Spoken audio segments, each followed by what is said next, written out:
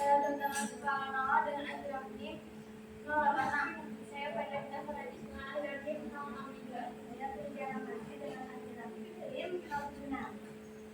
Baik, tanpa waktu yang lama lagi presentasi akan dimulai.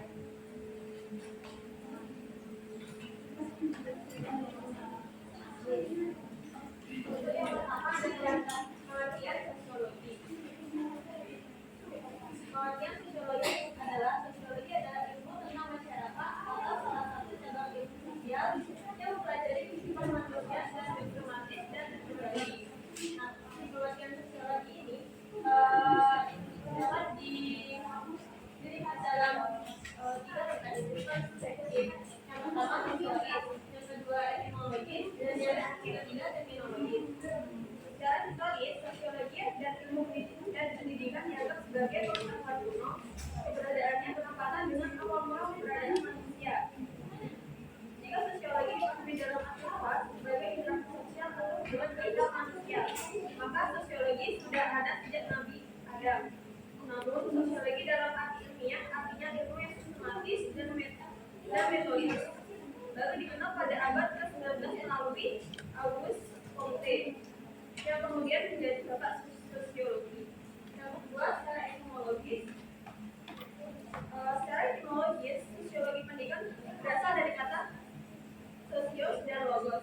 Sosios yang berarti masyarakat atau teman atau sahabat, sedangkan logos berarti ilmu atau juga berbicara tentang sesuatu. Jadi secara harfiah, istilah sosiologi dapat diartikan sebagai ilmu yang mempelajari tentang bermasyarakat, atau sosiologi adalah disiplin ilmu yang mempelajari hubungan antara orang-orang dalam kelompok dan struktur sosialnya. Lalu yang ketiga ada terminologis. Dari segi terminologi, beberapa arti mendefinisikan sosiologi sedikit berbeda. Menurut Max Weber, memandang sosiologi sebagai studi tentang tindakan sosial di antara hubungan sosial. Tindakan sosial adalah suatu tindakan yang dilakukan seseorang terhadap orang lain. Jadi dalam hal ini, dalam aktivitasnya itu harus dapat dilakukan dua atau orang lain selain kita. Kemudian yang kedua, menurut Selos kematian. Menurutnya, sosiologi adalah ilmu masyarakatan yang mempelajari struktur sosial dan proses-proses sosial termasuk perubahan sosial. Struktur sosial di sini adalah tatanan atau susunan sosial yang membentuk kelompok-kelompok sosial dalam masyarakat. Kemudian yang terakhir menurut Sujarno Soekarno. Menurutnya bahwa sosiologi adalah ilmu yang mempelajari masyarakat secara keseluruhan dan hubungan antara orang-orang di dalam masyarakat.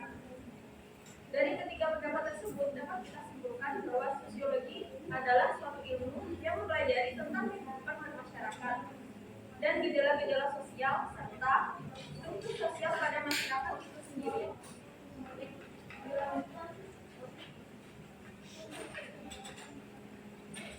Selanjutnya adalah konsep individu kelompok. Konsep individu dari kata individu manusia laki adalah makhluk individu yang memiliki diri atau tak bisa antara jiwa dan raga. Menurut Bungan, itu berada dalam kisah individu sebagai makhluk manusia yang memiliki diri atau pengenalan. Jadi individu adalah diri kita sendiri. Yang kedua adalah kelompok di masyarakat. Individu sebagai makhluk sosial. Umumnya manusia dilakukan sosialisasi. Jadi pertanyaan di atas bahwa manusia tidak akan menemukan bantuan orang lain dengan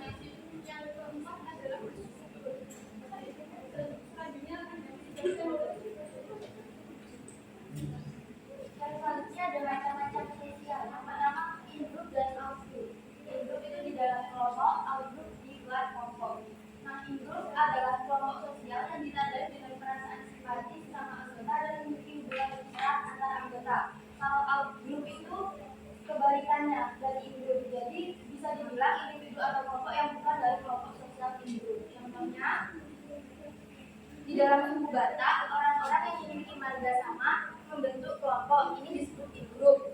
Terus orang-orang yang bukan selain marga itu tadi, itu disebut outgroup. Terus yang selanjutnya kelompok primer dan sekunder. Kelompok primer merupakan kelompok sosial yang sederhana dan tradisional mengenal antara anggotanya dan ada kerjasama yang erat. Contohnya keluarga, sahabat, kelompok pemain. Terus kelompok sekunder merupakan kelompok besar yang terdiri banyak dari banyak orang dengan siapa interaksinya tak personal dan mengenal dan memiliki sifat yang tak harus lanjut. Contohnya kontrak jual beli, terus persatuan hiburan di Indonesia. Terus selanjutnya rumah shop dan social shop. Kalau rumah shop itu artinya paguyuban, kalau social shop itu artinya patem bayar. Rumah shop ini bentuk dari kehidupan bersama yang antara anggotanya diikat oleh hubungan batin yang alamiah, yaitu rasa cinta dan rasa kesatuan batin. Ada 3 tipe rumah shop. Yang pertama rumah shop baik blood, itu ikatan darah atau keturunan, contohnya keluarga atau kerabat. Yang kedua by place, itu ikatan dari tempat tinggal, contohnya tetangga, tetangga. Terus by mind, itu ikatan yang memiliki jiwa dan pikiran yang sama seperti kesamaan ideologi, itu contohnya himpunan mahasiswa PGSD, himpunan mahasiswa matematika dan lain sebagainya. Terus kalau social tadi kan patem bayar, itu ikatan yang memiliki jangka waktu yang pendek namun disatukan oleh pikiran yang sama yang memiliki ikatan berdasarkan adanya kerjasama dan terdapat hubungan perjanjian berdasarkan ikatan timbal balik. Contohnya ikatan para pedagang, kelompok buruh, anggota DPR. Iya, ada formal group dan informal group. Formal group merupakan kelompok-kelompok yang di dalamnya punya peraturan yang tegas dan disengaja dibuat untuk mengatur hubungan antar anggotanya. Ini contohnya organisasi sekolah, lembaga pemerintahan. Terus informal group merupakan kelompok yang tercipta karena pertemuan yang berkali-kali dan memiliki pengalaman dan hubungan bersama yang sama. Contohnya kelompok kerja, persahabatan. Terus yang selanjutnya yaitu kelompok sosial yang tidak teratur. Yang pertama, kerumunan adalah individu yang tidak sengaja berkumpul secara bersamaan di tempat dan waktu yang sama dan bersifat sementara. Terus kelompok itu kelompok yang interaksinya tidak langsung antar anggotanya. Interaksinya berlangsung melalui alat komunikasi pendukung seperti smartphone, TV, radio juga bisa.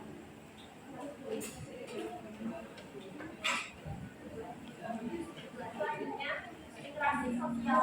Interaksi sosial berarti proses komunikasi antara individu atau kelompok yang saling mengenali dalam hal pikiran dan tindakan. Contohnya, guru dengan murid. Selanjutnya, peranata dan struktur sosial.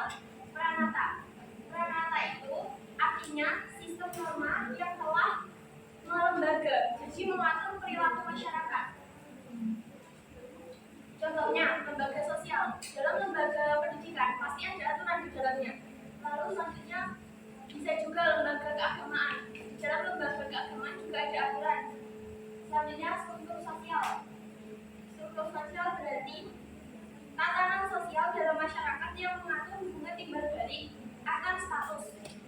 Jadi peranata dan struktur itu berbeda ya. Peranata itu sistem norma yang mengatur perilaku. Kalau struktur sosial itu tatanan sosial dalam masyarakat. Contohnya struktur sosial berdasarkan keturunan, seperti keturunan raja dan keluarganya pasti disebut darah biru, ya kan? Itu dari zaman dahulu sudah ada sebutannya. Selanjutnya juga ada berdasarkan usaha jasa yang dilakukan, misal sesepuh desa atau kepala adat. Jadi di sana masyarakat desa itu sepakat untuk memilih individu tersebut untuk menjadi sesepuh desa. Terbentuknya lembaga kemasyarakatan, yaitu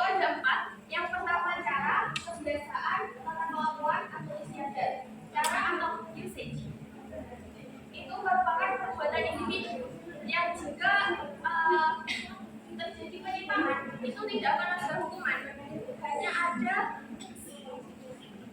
ada hukuman sosial seperti hinaan, celaan. Jadi contohnya cara itu cara berpakaian, cara cara seseorang membuang sampah. Jadi kalau seseorang membuang sampah sembarangan pasti ada yang menghina. Selanjutnya kebiasaan atau foul play. Foul play itu perbuatan yang berulang. Perbuatan berulang dalam bentuk yang sama.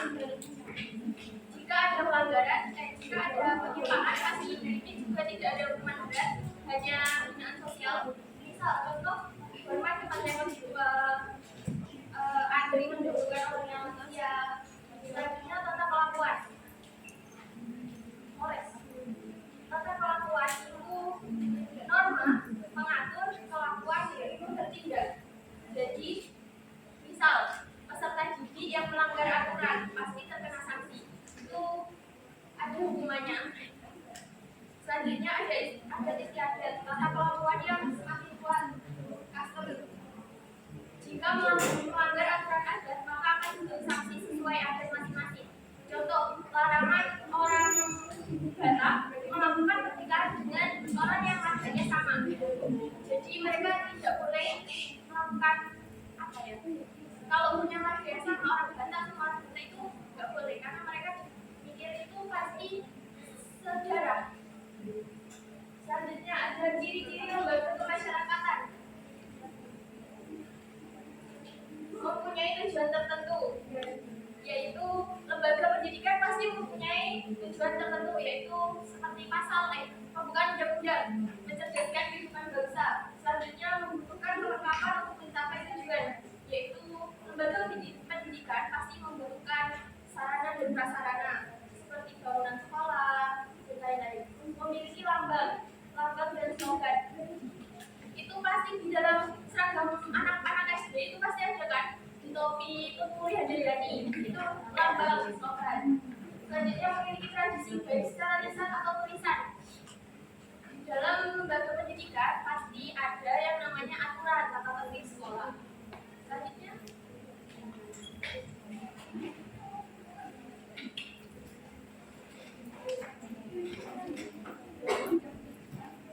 saya akan menjelaskan tentang status dan peran. Status adalah posisi seseorang dalam lapisan sosial yang sekaligus menentukan peran sosial seseorang. Nah, status itu biasanya disebut kedudukan juga. Nah, ada 3 cara mengelola status. Yang pertama yaitu ascribe status. Nah, ascribe status ini status yang diperoleh tanpa usaha atau diperoleh dengan sendirinya. Jadi kita tidak perlu berusaha untuk memperoleh status yang kita inginkan.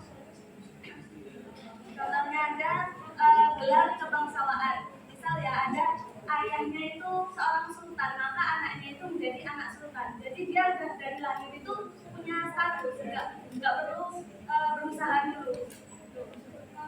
Terus yang kedua hasil status. Itu kita harus berusaha terlebih dahulu untuk memperoleh status yang kita inginkan. Misalnya kayak kita besok inginnya jadi guru kan ya, kita harus kuliah, harus berusaha dulu, terus habis kuliah kita harus menempuh PPD dulu gitu. Terus yang ketiga yaitu assign status, dianugerahkan berkat jasa. Dengan cara dianugerahkan berkat jasa yang dilakukan, contohnya itu seperti pahlawan. Misalnya ada Raden Ajeng Kartini, itu kan berkat beliau perempuan itu punya hak yang sama seperti laki-laki dalam menempuh pendidikan. Terus peran adalah tingkah laku yang dilakukan sesuai status yang dimiliki. Peran sama status itu tidak dapat dipisahkan, jadi tidak ada yang namanya status tanpa peran dan peran tanpa status. Karena peran itu menunjukkan fungsi dalam menjalankan status tersebut. Terus jenis peran ada yang berdasarkan cara mendapatkannya. Itu ada 2, yaitu peran bawahan sama peran giliran.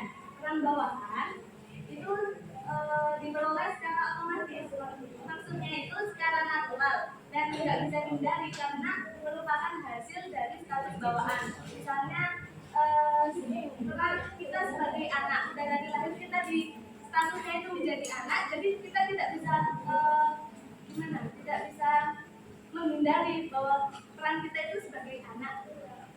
Terus peran pilihan itu biasanya disesuaikan dengan bakat atau kemampuan yang dimiliki seseorang, diperoleh melalui usahanya. Misalkan statusnya itu menjadi guru, nah kita itu berusaha untuk melakukan peran yang sesuai dengan status guru tersebut, kayak misalnya mengajar, mendidik anak-anak siswa-siswanya gitu. Terus yang kedua berdasarkan cara melaksanakannya. Itu ada dua peran yang diharapkan. Peran yang diharapkan yaitu menjalankan perannya dengan baik dan tidak ada tawar menawar untuk kewajiban yang mereka punya. Maksudnya itu seperti peran yang diharapkan ini berkaitan dengan HAM. Itu statusnya seperti polisi, hakim, jaksa, itu. Terus peran yang disesuaikan itu tidak hanya terjadi karena faktor manusia dan lainnya saja, tapi juga karena ada kondisi atau situasi yang menyebabkan seseorang menjalankan suatu peran tersebut. Misalnya kayak pelawak, kan pelawak kalau di pentas itu di pameran ya kayak gitu kan kayak melucu gitu. Tapi kalau pelawak itu udah berada di rumah, dia menasehati keluarganya tidak dengan lawakan tapi dengan keseriusan. Nah.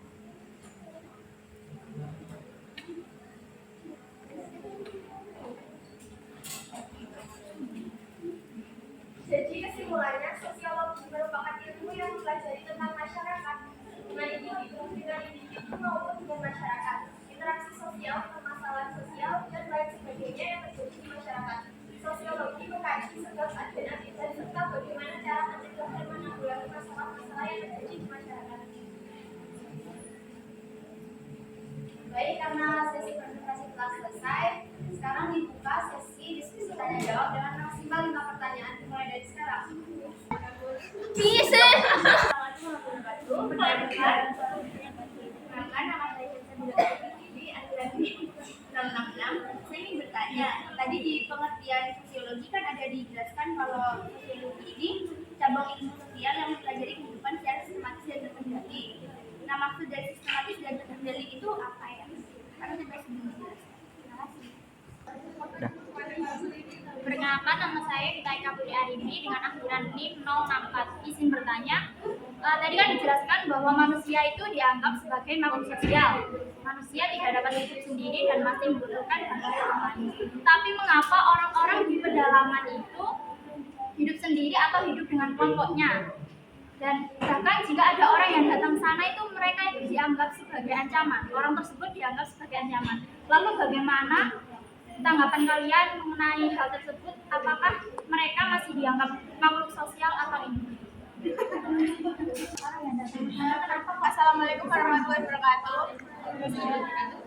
Perkenalkan, nama saya Nuragani dengan akhiran NIM 084. Tadi kan Win sudah menjelaskan peran dan status individu dalam kehidupan bermasyarakat. Menurut kamu itu apakah status dan peran dalam kehidupan bermasyarakat itu sangat penting?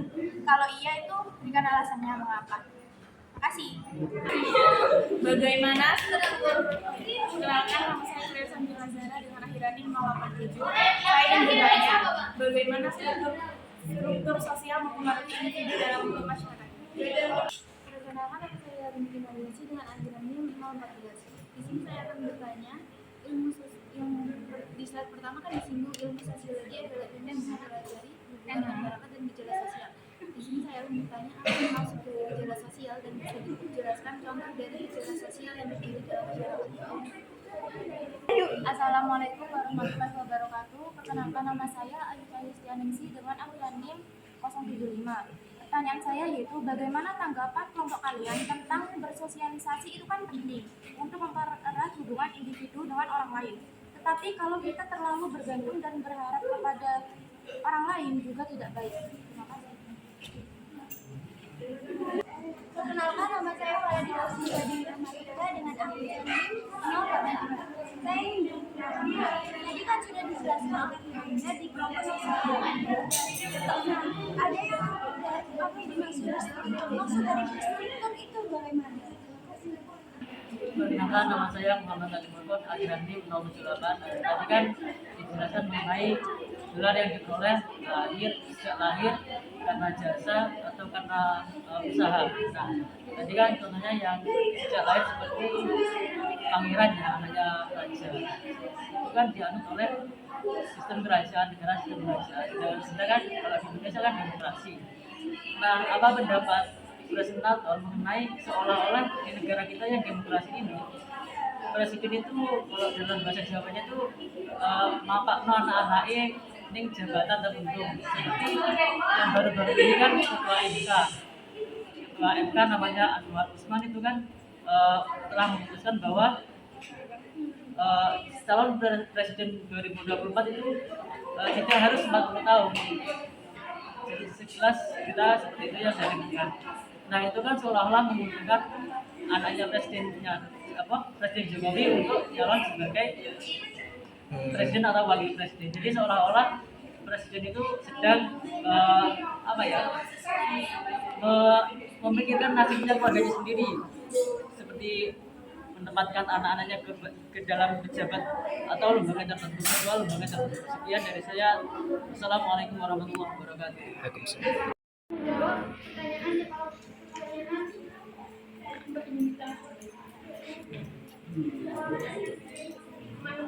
Pertanyaannya yaitu manusia makhluk sosial. Kenapa orang pedalaman hidup sendiri dengan kelompoknya? Jika begitu, maka mereka masih termasuk makhluk sosial atau individu? Kan orang pedalaman kan selalu berkelompok kan? Itu masih makhluk sosial. Kalau individu kan itu kita sendiri. Oh, diri kita sendiri. Kenapa mereka kalau ada orang lain dengan kelompoknya kalau datang ke sana orang tersebut dianggap sebagai ancaman bagi mereka, bahkan diserang pakai senjata? Karena pemikiran mereka itu masih primitif. Kalau itu bukan kelompoknya sendiri, mereka akan menganggap itu ancaman. Jadi mereka hanya akan baik pada kelompoknya sendiri. Kalau orang lain kan kayak seolah jadi kota mau penelitian, mereka pasti takut karena mereka di sini saya akan menjawab pertanyaan dari Kak Kleosa. Bagaimana struktur sosial mempengaruhi individu dalam masyarakat? Struktur sosial adalah struktur yang terdiri dari hubungan dan interaksi antar individu dalam suatu masyarakat. Nah, faktor ini mempengaruhi kehidupan individu dalam masyarakat karena struktur sosial menentukan peran, kekuatan, dan status sosial yang dimiliki oleh orang-orang dalam masyarakat. Struktur sosial juga dapat mempengaruhi perilaku orang-orang dalam masyarakat karena orang-orang akan mencari kekuatan dan keunggulan dalam struktur sosialnya. Hal ini dapat menunjukkan persaingan, dominasi, dan juga diskriminasi sosioekonomi dalam masyarakat. Terima kasih. Pertanyaannya warga. Apakah peran dan status di masyarakat itu penting? Penting. Karena di dalam masyarakat itu memiliki peran masing-masing. Jadi misal ya, ada kepala desa dan perangkat di bawahnya, pasti itu memiliki peran masing-masing. Ada juga anggota sebagai anggota masyarakat, itu juga memiliki peran masing-masing. Jadi peran dan status masyarakat, peran dan status di masyarakat itu penting. Ada juga di kasta zaman dahulu ada di kasta raja dan di bawahnya sampai budak itu mempunyai status masing-masing penting. Kalau nggak ada peran dan status. Jawab pertanyaannya Mbak Ayu. Bagaimana tanggapan kelompok kalian tentang bersosialisasi penting untuk mempererat hubungan individu dengan orang lain? Tetapi kalau kita terlalu bergantung dan berharap kepada manusia kan juga tidak baik. Nah, tanggapan kami itu karena sosialisasi adalah tanggapan kami itu setuju dengan pernyataan tersebut. Karena sosialisasi adalah bagian dari proses pertumbuhan dan perkembangan manusia. Karena manusia adalah makhluk sosial yang perlu berinteraksi dengan sesama untuk memenuhi kebutuhan sosialnya. Namun kita perlu untuk menyeimbangkan antara kebutuhan sosial dan kemandirian. Nah.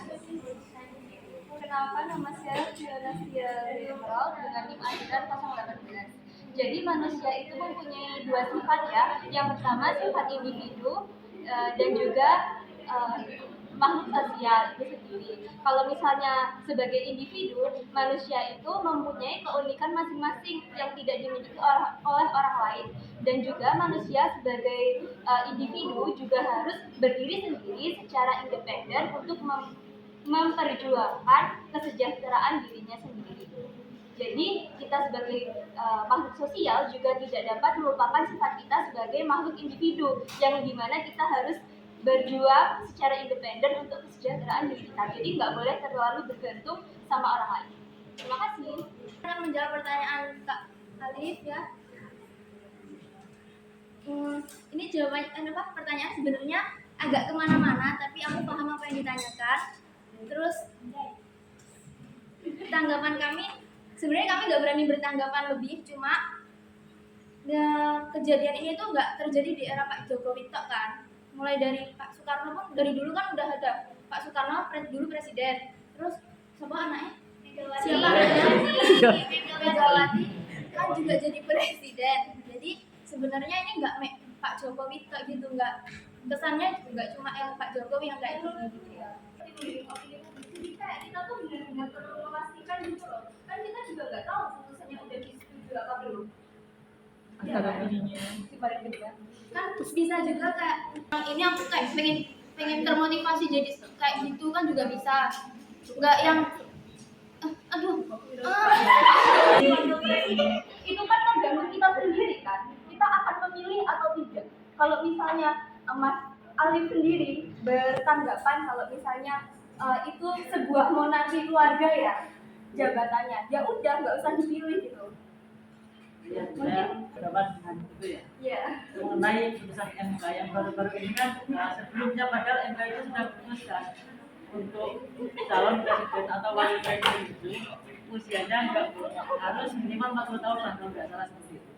Nah baru-baru ini kalau isunya Mas Gibran calon umurnya nggak cukup, kok baru-baru ini MK memutuskan boleh. Udah diputuskan. Kapan diputuskannya? Dari itu ya agak sensitif karena ini kita di luar bahas politik ya, karena ini kaitannya sama sosiologi. Itu yang pertama. Terus yang kedua harus benar-benar jelas sumbernya dari mana biar ini kita nggak ngegiring opini publik gitu.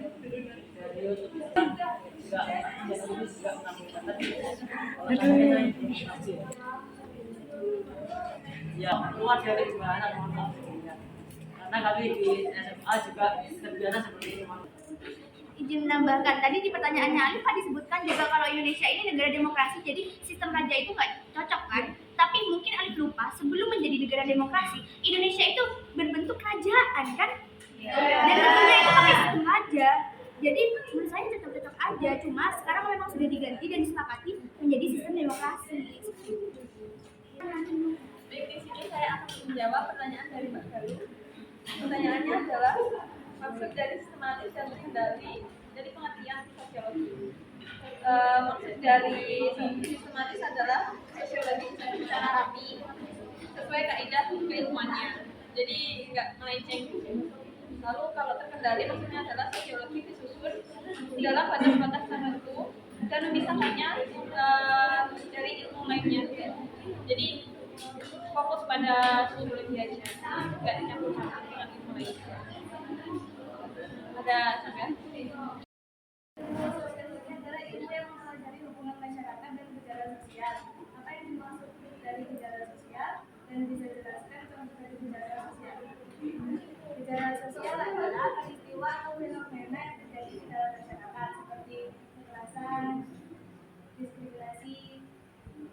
Terus contoh gejala sosial yang dapat dijumpai dalam masyarakat adalah perubahan pola konsumsi,